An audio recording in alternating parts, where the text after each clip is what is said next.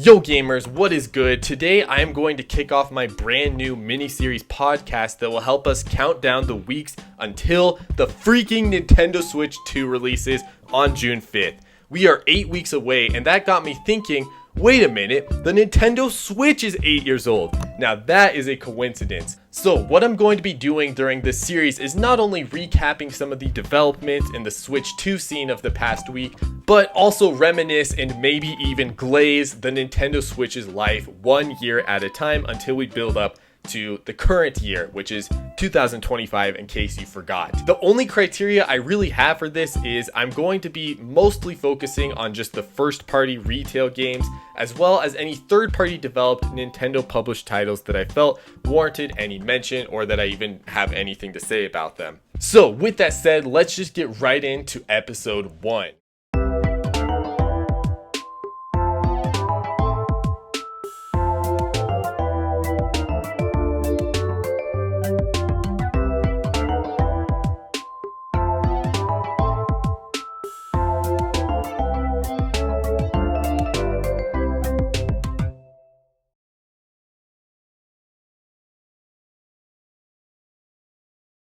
Okay, so since this is the first episode and we're looking at the first year of the Switch, I thought it made sense to also include a very brief and abbreviated version of the events leading up to the Nintendo Switch's release. The first public mention of the Nintendo Switch was during a March 2015, yes, over a decade ago now, joint business venture between Nintendo and Japanese mobile company DNA. Now at this event, Nintendo confirmed they would be entering into the mobile gaming market, and as a way to cool any worries or concerns that they would be abandoning the console market, they announced their next dedicated gaming platform, the then codenamed NX, was in development and would be released in the not too distant future. The next public mention of the NX was in the March or April, I honestly can't exactly remember, 2016 investors meeting, when Nintendo confirmed that the NX would be released on March of 2017. They also confirmed that the then titled Legend of Zelda for Wii U game, which would later go on to be Breath of the Wild, was also going to be released on the NX, which also included a delay from 2016 to 2017. And of course, the big blowout reveal was in October of 2016, where we got the official premiere of Nintendo Switch. The last notable event that took place before the release of the system was the January 2017 presentation, which I actually made a video going over that and every other Nintendo Direct during the Nintendo Switch era just about a week ago, so you can go check those out if you want my more in-depth thoughts about it. Anyways, that takes us to March 3rd, 2017. The Nintendo Switch was released along with The Legend of Zelda Breath of the Wild and everybody's favorite game, 1-2 Switch. So I guess I'll give my quick experience getting the Nintendo Switch. It was March 2nd and rumors were flying everywhere that Nintendo had a very limited stock of Switches available at launch, which freaked me the frick out. So this was actually right around the time I got my first smartphone, and like such a rebel I told my teacher I was going to go outside to the bathroom, but all I really did was call my mom. I know, I'm a real crazy guy. Yeah, but I gave her a call, gave her the rundown, how I was freaked out, and she was like, all right, I got you. She pulled me out of school. I got in line, and it was like 11:30 a.m., and I waited there for 12 hours. And this is a little sad to admit, but honestly, just waiting in that line was one of the most exciting memories I have, just because the energy was so palpable. And it was crazy, because by the time we were going in to get our Switches, there was like 500 people there. It was a massive crowd. Luckily, I was able to get a Switch, as was my younger brother, and so we came home. I think the first game I played was like freaking Super Bomberman R, because me and my brother were like, you know what, let's just wait until tomorrow to start Breath of the Wild so we can, really immerse ourselves into this game. So yeah, quite the bragging right. But luckily my parents, again, so cool. They were like, all right, boys, stay home today, play your Zelda. So that's what we did all day the next day. And that was basically my life for the next 2 months, was just Zelda. It was amazing. I know that nowadays we've talked about Breath of the Wild to death. It's gotten a sequel. There's been spin-offs of it. There's a spin-off of the sequel coming out on Switch 2. Both that game and Tears of the Kingdom are getting a Switch 2 edition. I'm just going to take us back to 2017. This was the pinnacle of gaming achievements at that time. It truly blew everything else out of the water, and it revolutionized open world as well as adventure games. Hey, I love old Zelda, but frick the haters, man. I feel like there's been this wave of people trying to be the contrarians, giving out their hot takes just to be different. You know, oh, new Zelda sucks. No, you suck. New Zelda is awesome. I will not tolerate that sort of slander. Breath of the Wild is freaking phenomenal, and I was pretty convinced while playing this game that it was the best game ever made. I was truly savoring it in the moment. I guess there was another game Nintendo released with the Switch. 1-2 Switch, baby. Now, I started my Breath of the Wild rant by saying, it's not a game, it's an experience. And I kind of want to reuse that for 1-2 Switch, but not in a positive way, maybe. Now, I actually do think there is some fun to be had with 1-2 Switch, especially in a group setting. You can get a good 30 to 60 minutes out of that bad boy and then, you know, pack it away for another 3 years until you have a new group of friends to try it out with. But $50 is crazy. I mean, people are throwing a fit right now for the $10 welcome tour, which, if anything, looks way more like a game and something interesting than this was. 1-2 Switch is more of like a digital board game, or almost like one of those social get-together things like charades, or when you bust out Candyland, more than an actual video game. But you know, I can sit here and armchair analyze the whole thing, and the game still sold over 4 million units, which is like more than any Pikmin game, more than any Metroid game, basically as much as the best-selling Fire Emblem. I guess people just wanted their 1-2 Switch. Alrighty, and next up in April, just about 2 months shy from the Switch release date, we got Mario Kart 8 Deluxe. A very brilliant business move on Nintendo's end, because having Mario Kart there at the very beginning gave the game the entire console lifespan to sell. And Nintendo clearly heard the criticisms about battle mode, because they gave us 5 freaking new modes with a ton of custom built stages for battles. So yeah, this is just like the ultimate Mario Kart package. Very good. It's also like one of the best selling games of all time now, so good for you, Mario. Okay, our next game, which came out in June, might have arms, but it didn't have legs. Okay, freaking killing myself after that. But ARMS is interesting. Nintendo did a lot of cross promo between Splatoon 2 and ARMS, and I think they were really trying to get people that were part of the Splatoon audience into ARMS. It's another online multiplayer focused game, very bright and flashy new visuals and characters, a new IP. You know, a lot of similarities, but I think for me the two biggest problems with ARMS is, one, the gameplay progression is just too slow, and there's not enough variables going on to really keep me invested into the next game. I'm not sure if this is a byproduct of the game's controls being 100% reliant on motion or what, but the punches take a long time to extend, you can't move or jump around very quickly, it just feels very slow, and that's not very fun. The other big problem I have is that the single player sucks. I thought this game was gonna be like Smash Bros. Melee Adventure Mode. You know, in that how, for example, if you're playing the Mario course and you beat the level at a certain time, you can trigger an alternate route for a secret new level where you fight Luigi. And there's like a lot of little things like that. I was kind of thinking going into the game that the single player campaign was going to play out like that. There was going to be a ton of different, you know, secret routes you could go on to. There's going to be some platforming segments, bosses, all that good stuff. Nope, it's literally just 8 back-to-back CPU battles.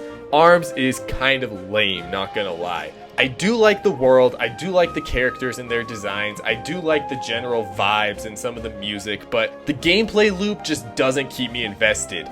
I guess you could say the game skipped out on legs day, right fellas? Alrighty, I'm actually killing myself, but first let's get into Splatoon 2. Splatty 2 is awesome. It's everything we loved about the first game, and it's everything ARMS wishes it could be. A great big single player campaign, a ton of customization options, and so many variables and different modes to play with your friends or randos online. They even added an entirely new cooperative multiplayer called Salmon Run in this game, which is pretty cool. Overall, Splatoon stays winning. I think it was pretty surprising at the time they were able to get a sequel out in just 2 years with this many new additions, but this was such a smart decision on their end because not only did it give us a great online multiplayer game to play early on, but it also really boosted the IP recognition and power of Splatoon. I mean, this series is crazy popular and sells super well. And I guess it just makes me happy to see that we have a 2010 Nintendo IP, you know, something very recent that's actually about to celebrate its 10th anniversary, up there with the greats like Mario and Zelda. Okay, next in August we have Mario plus Rabbids Kingdom Battle. This is a weird game with a lot of weird ideas that just really shouldn't work, and believe me, they were not able to repeat the magic on the sequel, but for this game, I kinda like it. It gives me this great sense of exotic European weirdness, and I like that. There's just something kind of charming about it. I'm not really super into rare games, and I'm not a huge Banjo guy, but this game really gives me the vibes of like Banjo-Kazooie, Banjo-Tooie, or like Viva Pinata. And yes, I know the composer was the same, so maybe that's part of it. Yeah, but I just enjoyed my time with this game. It's a fun strategy game with a good amount of depth, but not too much that you're overwhelmed. The animations in the world are super lively, and there's just a lot of things to enjoy while you play it. It constantly goes on sale for like 10 or 15 bucks, so I would 100% recommend it at that price, but even the 60 bucks it launched at I think was pretty fair for just how much quality there is in this package. Alrighty, next up is Pokken DX.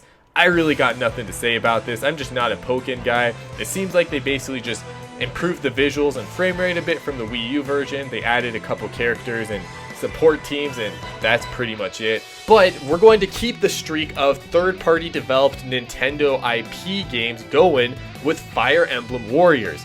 I really liked Hyrule Warriors before this game came out, so I was expecting something similar here, especially because I got into Fire Emblem with the 3DS games, so this game was very much catering towards people like me, and yet for whatever reason, I just wasn't grabbed by it. The game felt a little bit cheap, like there wasn't the same weight behind the attacks. The two new characters, the twins, just look retarded. They're just terrible designs, and I don't know, for some reason I just couldn't really get into the gameplay. Maybe there wasn't a lot of Fire Emblem DNA in here or whatever, but yeah, it was just kind of whatever in my opinion. Maybe one day I'll go back and play it. Probably not. But anyways, in October we got another game, and holy frick. So I said earlier that when I played Breath of the Wild, I truly savored every moment because I felt I was playing history. I know that's a little bit cringe to say, but it's true. I was playing something that was unlike any other game before, and I felt would not be rivaled. And yet, I got that exact same sensation when playing Super Mario Odyssey. While I appreciate the emphasis on platforming that 3D World, 3D Land, and I guess to a little bit of a lesser extent the Galaxy games brought, ultimately I've always been a sandbox 3D Mario guy. I love having these big creative worlds to run around in and do a bunch of crazy moves in, and also accomplish these structured missions with, you know, this development, like little stories in each one of them. And Super Mario Odyssey fully delivers on that front. In fact, not only does it deliver the best sandbox 3D Mario, but it also delivers the best platform, because Mario's movements in this game, and also those little challenge sub areas, are just so well designed, and it's endlessly replayable. The theming of every kingdom is so unique, as are its inhabitants. There's plenty of new creatures for you to battle and capture, and yeah, let's just get into that. The capture mechanic is brilliant. I was genuinely shocked that they were hiding such a massive gameplay feature from that first January 2017 presentation, and they saved it for E3, because I was like, dude, I was already sold on the game. Now I'm like, this is gonna be the best game ever, again, just like I was saying earlier with Zelda. Mario Odyssey is truly phenomenal. This is pure, whimsical, wonderful imagination at its finest, extracted into one game, Super Mario Odyssey. If for whatever insane reason somebody listening to this has not yet played Odyssey, I implore you to go out there and buy that game. It is so freaking peak. I especially remember one time I was playing it the night of its release, and I got to Lake LaMode, and just like, it was kind of an emotional moment, which I know, super cringe to say this, but like, I just was swimming, and I got to the part where you get out of the cave and you just see the beautiful underwater scenery with all the flowers and all the fish and the colors, and the music swells in, and I was kind of just like caught off guard by how beautiful this game was, and just how incredible Mario and Nintendo are. I'm not sure if I should have admitted that publicly, but anyways, I said it. Super Mario Odyssey is so freaking good. You gotta go play it. And rounding out the year, Xenoblade Chronicles 2. I really like this game, but I also think it's definitely the weakest of the trilogy, which from all my time online seems to be a pretty unpopular take.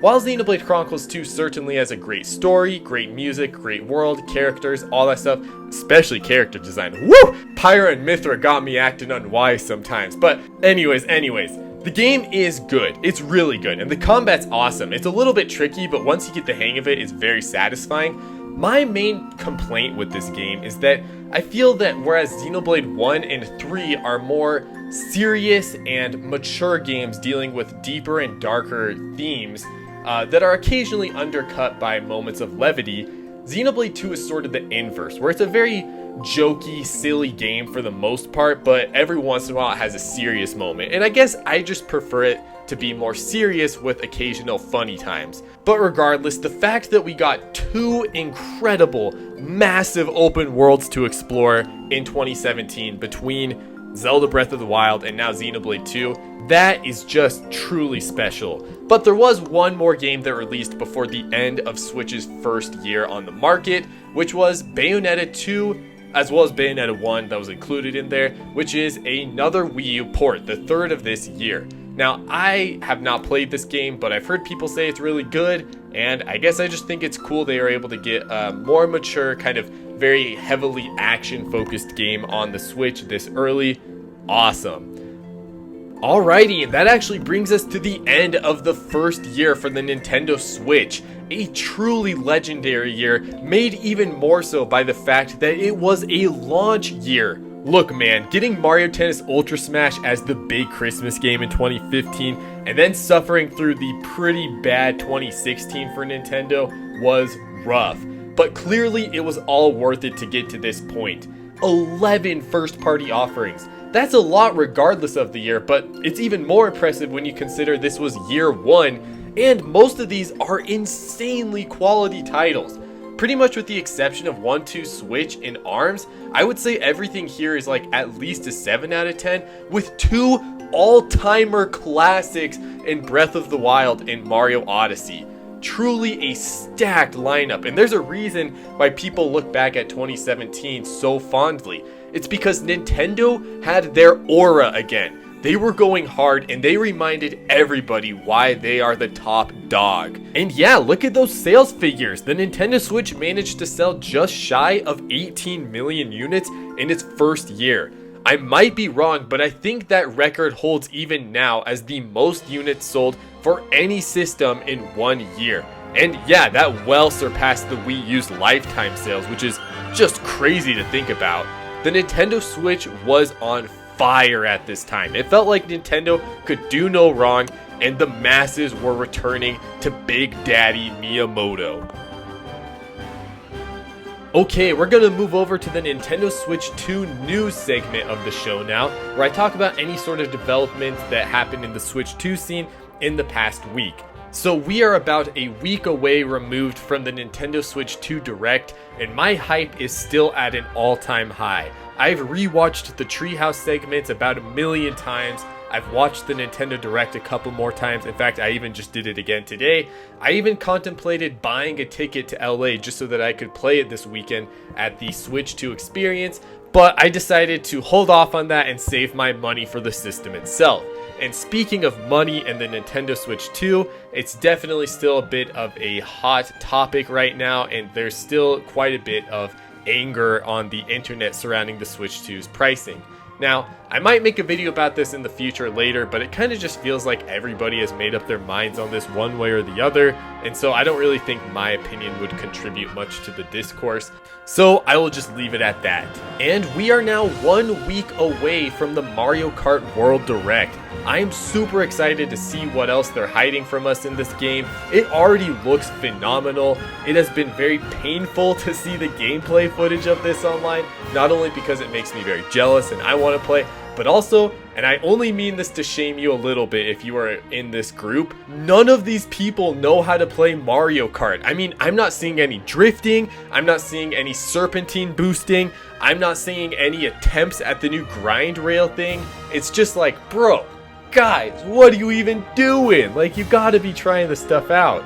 So yeah, it does kind of hurt my soul a little, but I am very excited for this game. Cannot wait for June 5th.